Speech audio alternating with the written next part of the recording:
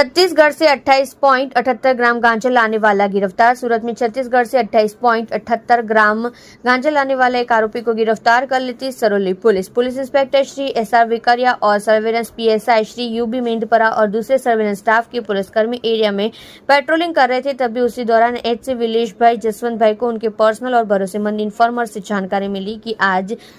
5 फरवरी 2025 को शाम करीब 5 बजे महेशदास प्रेमदास साहू नाम का एक व्यक्ति न्यूअल चेक पोस्ट के पास गैरकानूनी नारकोटिक्स मारिजुआना लेकर आ रहा है। उस व्यक्ति ने काले और ग्रे रंग की चेकर शर्ट और ग्रे रंग की जींस पैंट पहनी हुई है। जानकारी के आधार पर आरोपी महेशदास प्रेमदास साहू उम्र 41 अभी न्यूअल चेक पोस्ट के पास कड़ोदरा सूरत रोड साबर गांव 3 सड़कों के खजोद रोड वेसू सूरत मूल निवासी गांव धनगांव तालुका कुमारदा थाना डूंगरगांव जिला राजनांदगांव छत्तीसगढ़ को नशीला पदार्थ गांजा रखने के आरोप में गिरफ्तार किया गया, जिसका कुल वजन 28.78 ग्राम था और कीमत 1439 रुपये थी। साथ ही गांजे को उपरोक्त मात्रा भी बरामद की गई और एक अज्ञात व्यक्ति जिसका पूरा नाम और पता नहीं है उसे वांटेड घोषित किया गया है और कानूनी कार्रवाई की गई है।